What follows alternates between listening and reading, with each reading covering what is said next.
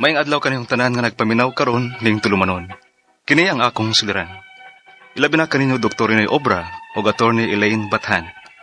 Ingon man sa mga artista nga maghatag og kinabuhi ning akong suwat suliran. Taguan lang ko ninyo sa pangan nga Joey, 20 years old. Olitaw, working student. Nagpuyo sa Mandawi City. Unto medikal kining akong suliran. Kabahin kini sa hubag nga mitubo sa akong ilong. Aron inyong hisabtan, ingon ini mga panghitabo.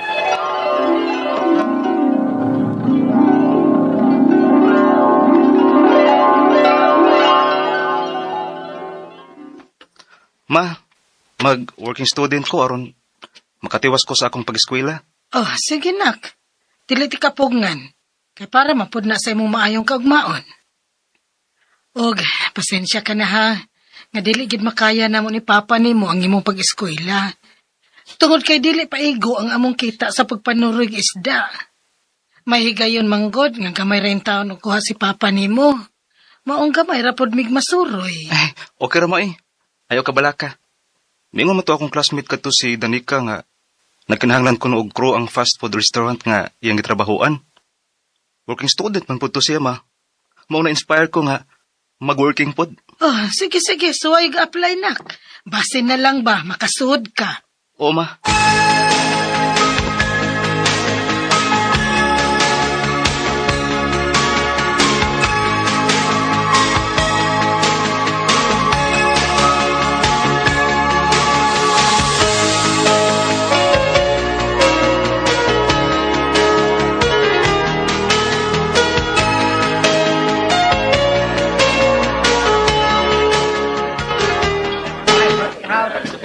Unsa man si Danica nga sige manig pangamay nako. Unsa man kaya kung sa nga sakto ra man ang mga nahatag nako nga pagkaon sa mga customers? Akong doolong. Ngano din, Danica? Unsa problema? Sige ka manggulog pangamay nako.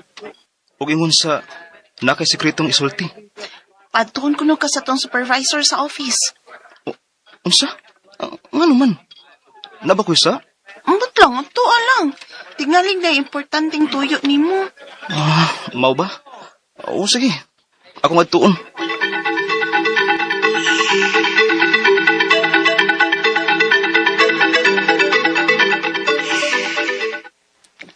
Sir, good morning. Doon naman kuno kay tuyo na ako. Lingkod.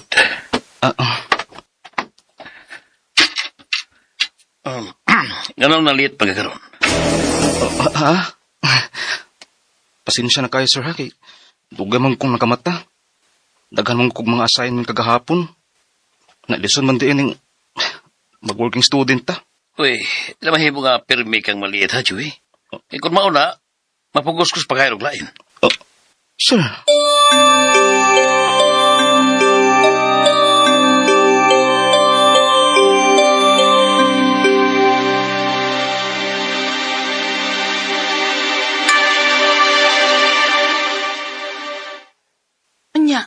Unsa may tuyo sa tong supervisor nimo ha? Mangutanan lagi siya kung ganun na late ko karon. Moto, akong girasunan nga dugay kong nakamata kay daghan kay ko assignment gahapon. Disura gyud yan yung mag-working student ano? Ingon anak gid na. Kay kung di ta maning kaamot, di masad ta magkatiwas og eskwela. Mao lagi. Sugod ugma. Ako na ganit pa ng kamutan nga dili na ko malate kay nga tingali matangtang hinuong ko sa trabaho din.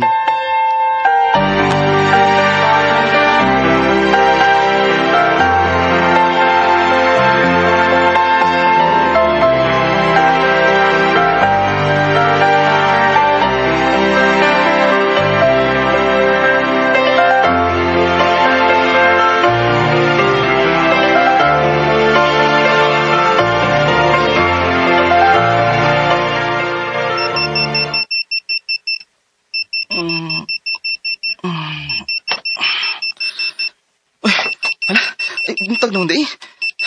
Magdali ko kitingalig. Maliit na pod ko. Joey, anak. Pagmata na. Tingalig maliit na pod ka. Bago na. Kaligo na.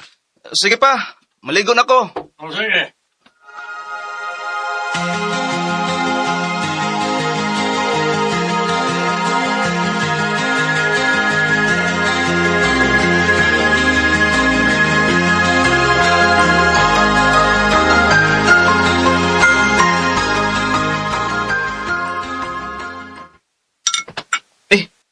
Nangaon na di mo, ma? Pa?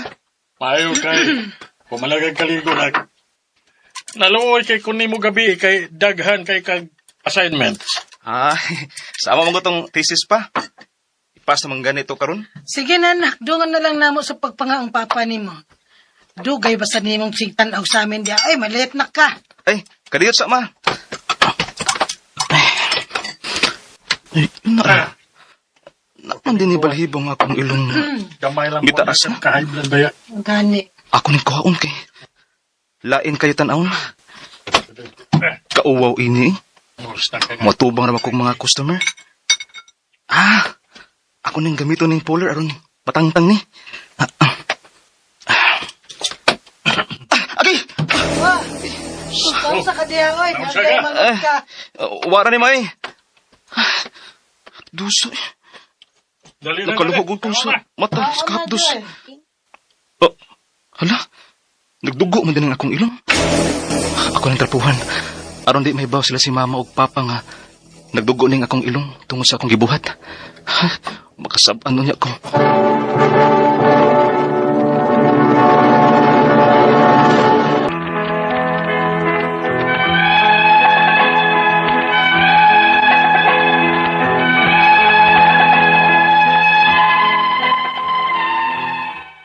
Paghuman ako og kaligo, ako nakita sa samin nga mitaas na di ang balhibo sa akong ilong. Nakaunahon ako nga uwaw kaayo kung matubang ko sa mga tao, labi na nga food server ko sa usa ka fast food restaurant. Mao nga migamit dayon ko og polar aron sa pagkuha sa balhibo sa akong ilong. Apan wa na ko damha. Og karon pa gyud mahitabo nga nagdugo na ang akong ilong sa pag-ibot na ako sa balhibo. Ug unya, asa naman is danig ka, eh? Ganihan naman ko nagsigpaabot na diri sa kantin. Tugay man siya migawa sa library. Joey! Uy, ganyan ka din sa kantin. Sorry ha. Dito naman lang gud ko magtuon sa library kay wa man ko'y samba dito. Ay, okay ra eh. Tan pa sa... Nonsa na imong ilong, uy? Ha? Kay nga no? Nausa din ang akong ilong. Naay hugaw? Mura lang ginagnaihubag ni tubo dapit silunghag sa imong ilong. Bitaw. Dugan na ba ko nakabantay, ani? Sukad atong giibot na ako ang kong balhibo gamit ang among polar. Hala ka! Dili na ba dyan na maayo ay? Tingalig na infected na. Dani ka.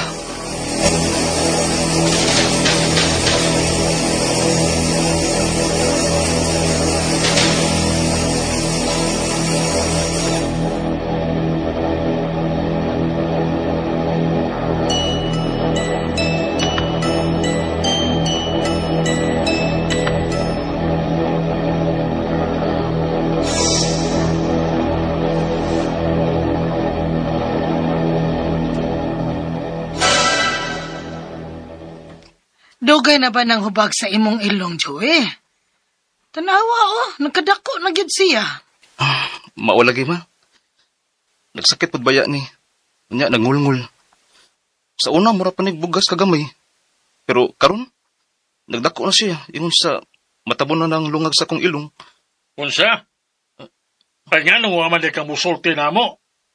Midako na hinulang hubag. Wala lang kumusulti ninyo ma, pa. Kaya dili ko gusto mahasol mo. Daghan pa ba yung taon itong mga bayranan? Ay, kanimo, ginoo ko taon ni mo, nak. Ay, Joey. Sige, pagilis na dito kay dalon ka na mo sa doktor ni mama ni mo. Balag, manghuam ko ni Tio Vic ni mo. Ang importante, nga mapatanaw ka ng hubag sa imong ilong. Pa,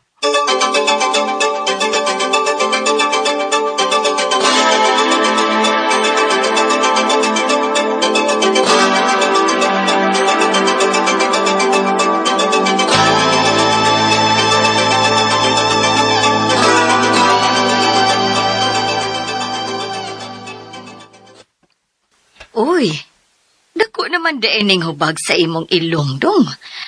O samahan dugay na ba ni? Dugay na ba ni Dok? Sige, kinahanglan usa nato ning ibayopsi ha.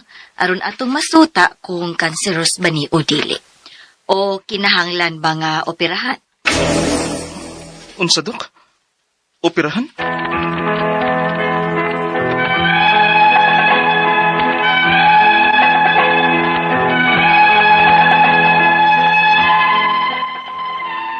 Dugay ko na ning gidada ang hubag sa akong ilong, sa akong pagtuo nga mawara ni. Ilabi na nga, nagunahuna pod ko sa among kalisod. Kinagtrabaho man tuod ko, pero ako rang ipambayad sa among eskwelahan. Maong gamay ra kog mahatag sa akong mga ginikanan. Nagaadto man tuod mi sa klinik, apan dakon ang hubag. Nabalaka kay ko sa dihang akong nahibaw-an nga matud pa sa doktor. Nakinhanglan ko nun nga ibayopsi. Aron mahibaw-an kung kanseros ba ang hubag sa akong ilong. Ang ako mga pangutana mao kining mosunod. Unang pangutana, nihubag ang akong ilong human sa pag-ibot nako sa balhibo niini gamit ang polar. Nganong mihubag man? Ang uban lagi nga mangibot sa ilang balhibo sa ilang ilong, wa man mahubag. Utungod basab ka kini kay pirmi kong way pahuway kay working student ko. Kaduhang pangutana, kung nadali pa unta ni ugda sa doktor, may posibilidad ba nga madara ni og tambal nga dili na lang operahan? Kay ako ramong ganing gidada sa pagtuo nga bugas lang. Ikatulong pangutana, nagpa-check up ko og doktor. Ingon man nga ibayopsi ko no daan aron mahibaw-an kung kanseros ba ning hubag nga niya sa akong ilong. Dili ba ni delikado? Kanamong gud ko nadunggan nga dili maayong magpabayopsi. Kay mokatap ko no ang cancer. Unsa ni katinuod? Ikaupat og katapusang pangutana. May posibilidad ba di ay nga makanser ni nga unta dili man ni ingon nga dako kaayo? Nga igo ra man ning nakatabon sa lungag sa akong ilong? Unsa akong buhaton? Palihog, tabangi og tambagi ko. Kini ang akong suliran. Joey. Mayong adlaw mga suking tigpaminaw din sa tong programa, kini nga akong suliran. Ani na sa bako, si Dr. Rene Obra makiguban kaninyo karong adlaw. Ako motambag sa inyong mga psychological, emotional, behavioral, medical ug drug-related nga mga problema kay usa man ako ka medical doctor, usa ka psychiatrist ug usa ka drug addiction specialist. Klase-klaseng pamaagi sa pagpadala sa mga sulat-suliran di kanamo. Pwede kayo padala sa mong email suliran_612@yahoo.com or sa atong Facebook account kini ang akong suliran official writers page o diba sa mong buhatan sa 3rd floor Jose R. Martinez Building, Osmeña Boulevard, Cebu City. Ang inyong mga legal mga problema, Attorney Eileen Bathan na motambag ni ana. Ang atong makutlo nga pagtulunan karong adlaw, worrying is like paying sa imong utang wa ka kautang. Never mind, no? Mao yan kinabuhi, you really cannot please everybody. Bisag unsa pa nimo ka maayo nagyapoy mo kontra nimo. Og ngadto sa mga nanggi reunion diha, nanggi social gathering, bullying is no. That is not acceptable. Bisag unsa pagkataas nimo ranggo sa inyong grupo, dili ka pwede mong bully diha. That is kung backset man na, that is hitting below the belt. Unacceptable na siya. Alright? Nasaba ba ko? Gamay. Ang atong magtatampo karong adlaw si Joy. 20 years old, single. Working student din siya, taga Mandawi, no? Naghantag mga sinder sa Mandawi City na. May tungod din sa iyang hubag sa ilong, no? Kisa may ito i-greet sa Mandawi. Mga Mandawi. Sa kadaghan kong kaila sa Mandawi, anak ko, mga Cortez pa may, Joel, musta na may mong tennis? Si Lito Tinipre. Musta na naman mga taga Mandawi Tennis Club, no? Anak ko magdula ko anlet kay pickleball na ko. Pickleball na ko kay wanay musukol na ko sa tennis kay ang bulboy na may sington kay perming out akong bola. Nakoy di tamdan rin nga gisulat ko ni sa mga taga Bright Century Hardware sa Lipata Minglanilla ni palit ko lansang nitong usang adlaw. Lamat kayo sa inyo pag-abi-abi na ko. Di ako lang ni basahon ninyong gisulat ha. Si Lingling Salimbot o Salimbat. Rosalyn Ulan-Ulan, Maricar Macapas, Chow Itang, Nisa Munzor, Maricar Japakam, sorry di kay ko kabasa, Damnika Salumal, Chari De Parine, Walter Absyal, Julius Ricabo, Dudong Duyday, Angel Morino, sa diha sa Gindaruhan, ha? Balik niya ko diha sa inyo, Jay Lariosa, palit ko kalublak, Gindaruhan, Minglanilla, si Jomar, si Adoy, si Arnold, Richie, Ibal, Ronan, o si Sammy. Alamat kayo sa inyong pag-abi-abi na ko diha sa inyong halublakan, no? O di semestro to mga taga Minglanilla, Nistor Pasailong, mong Linda Pasailong, musta? Rigo, Miring Alcontin, Mulin, minsan, Ibing Kantal, Kunsing Ulasiman, Jean Kanyada, Dr. Dan Salod, Jonathan Berdon, ug si Ju Marie Cantela, diya sa Minglanilla, no? Mayong adlaw niyong tanan diya, no? So going back to our sender, si Joey, taga Mandawi, no? City. Punto medikal ang problema ni Joey, sumasa na bati na to sa drama. Unang pangutana ni Joey, nihubag ang akong ilong human sa pag-ibot nako sa balhibo niini gamit ang puller. Nganong nihubag man? Ang uban lagi nga mangibot sa ilang balhibo sa ilong wala man muhubag. Ug tungod basab ni kay pirmi kung walay pahuway kung working student ko. Well, kini magong atong hair follicle, depende kung nag-ibot nimo ma-infected, no? Kung pag-ibot nimo wala infection, so dili na siya muhubag. So this is an ENT concern, no? Na magutay gitawag usahay diha Joey og hair polyp, no? Hair polyp mo kuan ni sa kung ma-inflame mga tong ilong, namo ko tay mga sinuses sa atong ilong, no? Nagsurround na sila diha. O for some reasons sa ma-infected ang agi sa imong inibtan mo na nga muhubag. So, not tanan nga mag-ibot, mahubag, kay basin o katong pag-uban nga nag-ibot, wala po matimingi nga na-infected ang inibtan nga hair follicle. Kay sit-in ba yan ng mga germs diha kung dili po kayo inunta na sanitize or limpyo ang pagkaibot, no? Or na-expose ka sa mga dirt. O, kaduhang pangutana, kung nadali paunta dayon ni ug dala sa doktor, may posibilidad ba nga madala ra ni ug tambal nga dili lang operahan? Kay ako raman good ning gidala-dala sa pagtuo nga bugas lang. Yes, an ounce of prevention is more than a pound of cure. So kung ingon ani nga ning action na siya hubag, imo guning ipatanaw usa ka ear, nose, throat specialist, no? Das Mandawi na idagan na diya sa kwan. Kining mga ingon ani nga kwan, mga problema ha, muswil ang imong ang atong naong, mulabad ang ulo, munam, tungod kay nag-inflame na ang atong nose, surround na among gutay mga sinuses niya. Labi na kung ikaw allergy to something, no? Natay mga pamaagi ani yung saon sa pag-control, pinagi sa pag-inom og mga antihistaminic pananglitan kung ikaw allergy.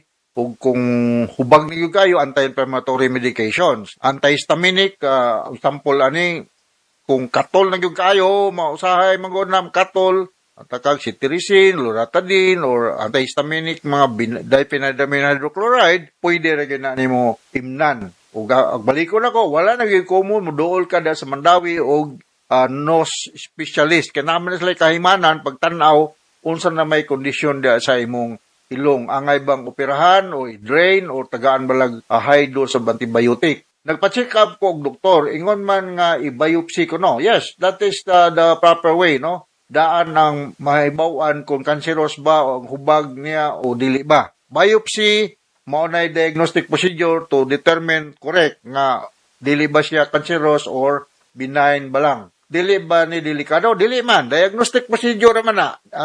Masuta kung nangunsa man mga tissues nga nagdako ng dapita. Kay naamang gud ko'y nadunggan nga dili maayo ng biopsy kay mukatap na hinuon ang cancer unsa ni ka tinuod. No, dili na siya tinuod. Ang biopsy, magkuha lang tissue sample diha sa ning hubag, eksaminon sa laboratory, kung determine kung siya malignant ba, meaning cancerous, or benign ba, meaning dili siya cancerous. Ang treatment ani magdepende sa resulta sa biopsy examination. So, dili mo't pasabot nga mukatap na hinoon, kaya dili man ta sure kung cancer ba yun na siya, no? So, the only way to determine kung cancerous ba siya o dili ba is through biopsy. Kaya sunod ko pangutana, may posibilidad ba di ay nga mag-cancer ni nga unta dili man ni ingon kadako kaayo ning nakatabon sa lungag sa akong ilong, unsay akong buhaton? Kadto magpabiopsy. Natay gitawag og nasal polyps. This could be cancerous or this could be non-cancerous. Ang mahitabo gada ni this can cause discomfort sa imong paginawa. Congested kayo, ang hangin di na makasod. So dapat makuha ni siya pinagi sa suggestion sa atong ENT specialist, no? So mga na imong buhaton, mga kada sa Mandawi Batong ninyo, patanaon ni siya kay kung magdugay-dugay ka, posible og mulala, mo grabe na ang sitwasyon. So, expected na ang akong mag-swell na, musakit na nga imong naong, munam na, mulabad imong ulo, murag madubol na imong pananaw, o niya, labi na gyud na anay bloody discharge, no? Alarming na gina siya kayo. Ya, ang imong pagkaon, mapiktuhan na, muhiwi na ang imong baba, kinanglan na gyud kang mudol ani og ear, nose, and throat specialist. Okay, so nakasabot ka sa speaker ni mo, Joey, sa Mandawi. Ug ayaw nagdugay-dugay kay akong balikon, posible ni siyang malignan, posible po nga dili. Okay, so inaot nga doon natin nakutlo nga pagtulunan karong adlaw, Joey, ug ngadto sa libuan, millions nga naminaw sa itong programa. Kini nga akong suliran. Once again, ako si Dr. Rene Obra. Thank you very much sa inyong makanunayon ng pagpaminaw sa itong programa. Taas kita-greeting din sa itong lugar. Sa Pamulo Baser, sa Radio Mindanao Network Production Center, Radio mo nationwide Tatakaraman. Daghang salamat o maayon.